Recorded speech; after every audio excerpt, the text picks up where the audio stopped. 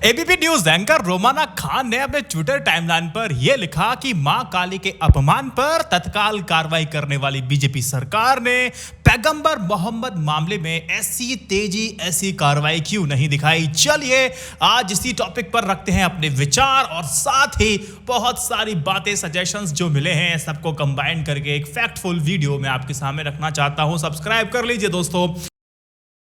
BJP की suspended प्रवक्ता को मोहम्मद साहब पर टिप्पणी के लिए फ्रिंज एलिमेंट जैसा तमगा दे दिया गया था खुद उनकी ही पार्टी के द्वारा, लेकिन महुआ मोइत्रा की टिप्पणी को तृणमूल कांग्रेस ने बस एक निजी बयान बता दिया, लेकिन हाथ पीछे खींच लिए और महुआ ने तृणमूल कांग्रेस के स्टैंड के विरोध में ट्विटर पार्टी को अपने टाइमलाइन से ही हटा दिया, यानी कि अनफॉलो कर दिया। अब सवाल यहां पर यह उठ जाता है कि क्या ममता बनर्जी भी महुआ मोइत्रा के इस बयान पर वैसे ही घिर गई है या फिर वो महसूस कर रही है जैसे कि नुपुर शर्मा के मामले में बीजेपी का नेतृत्व कर रहा था। देखिए मोइत्रा ने कहा क्या, काली के कई रूप हैं, मेरे लिए काली का मतलब मांस और शराब स्वीकार करने वाली देवी हैं। लोगों की अपनी अलग अलग राय हो सकती है, मुझे इससे लेकर कोई परेशानी नहीं है। Madam member of parliament MP, देखो देवों के देव महादेव को भोग लगा करके भांग को प्रसाद के रूप में ग्रहण किया जाता है। शिव की आराधना करने वाले साधु संत चिलम से लेकर के धूम्रपान भी करते हैं, लेकिन ये सब तो हम भगवान शिव से तो नहीं जोड़ देते हैं। जब हमारे आराध्य कर सकते हैं तो हम क्यों नहीं कर सकते हैं। एट लास्ट सिर्फ यही कह सकते हैं।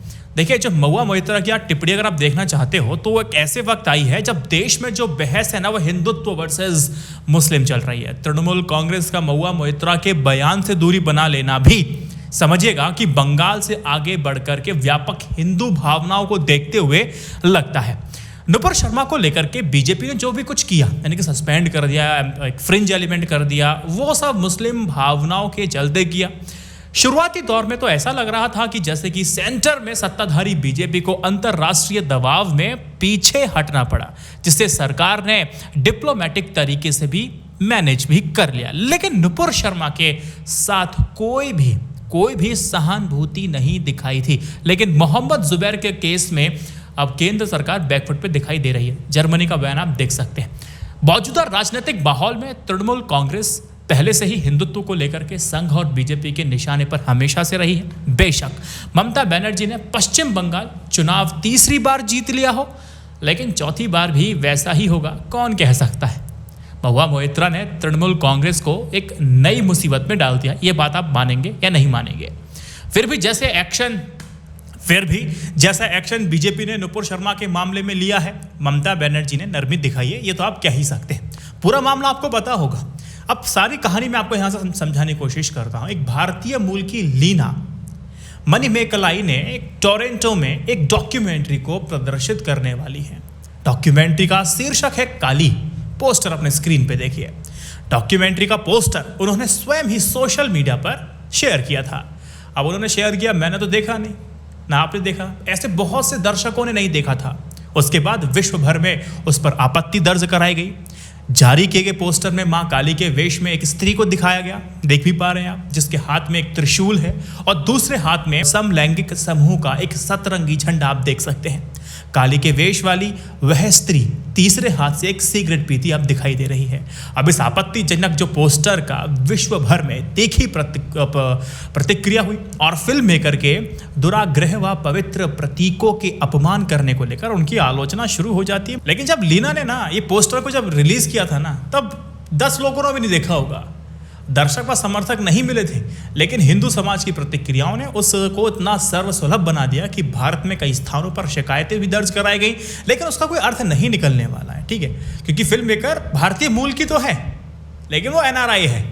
कुछ इंटेलेक्चुअल लोगों ने आइडिया दिया है कि देखिए जो मुस्लिम है ना, वो भी काली माँ के पोस्टर से आहत होना चाहिए उनको भी, और आराध्य किसी का भी हो, धर्म किसी का भी हो, किसी का कोई अधिकार नहीं है कि धर्म धार्मिक प्रतीकों या फिर देवी देवताओं का मजाक उड़ाए। रसूल कंट्रोवर्सी पर आहत मुसलमान हमेशा इस बात का ध्यान रखें, वो फिल्म वाले जो आज माँ काली के सिगरेट पीते हुए या फिर LGBTQ का झंडा पकड़े दिखा रहे हैं, कल ही डेट में वही फिल्म वाले रसूल की शान में गुस्ताखी भी कर सकते हैं। और हो सकता है कि कल कोई फिल्म डायरेक्टर आए तो रसूल या फिर सहाबा को सिगरेट पीते हैं LGBTQ का झंडा पकड़े दिखा दे। खुद सोचिए, यदि किसी ने भी ऐसा कर दिया तब क्या होगा। कल्पना कीजिए इस लम्हे की। क्या तब भी इतना सन्नाटा होगा? क्या तब भी मुसलमान आज की तरह चुप्पी साधे रहेंगे? जवाब है नहीं। तब जो मंजर होगा उसकी कल्पना मात्र से ही एक रोंगटे खड़े हो जाते हैं। इसीलिए जो जागरूकता है ना, वही बचाव है। इसीलिए जिस तरह के देश की हिंदू आबादी माँ काली के लिए सड़कों पर है, ठीक उसी तरह से मुसलमानों को भी सड़कों पर आना चाहिए। यदि मुसलमान ऐसा कर लेता है या फिर कर रहा है या करेगा, तो गंगा जमुना तहजीब वाली बात सही साबित होगी। ये इंटेलेक्चुअल लोगों ने एक ये पॉइंट भी रखा था। अब मैं बात करना चाहता हूं टीवी चैनल्स की। भाजपा प्रवक्ता के द्वारा पैगंबर मोहम्मद के बारे में दिया गया बयान और अब कनाडा में बनी फिल्म काली को लेकर के देश भर का कितना समय बर्बाद हो रहा है।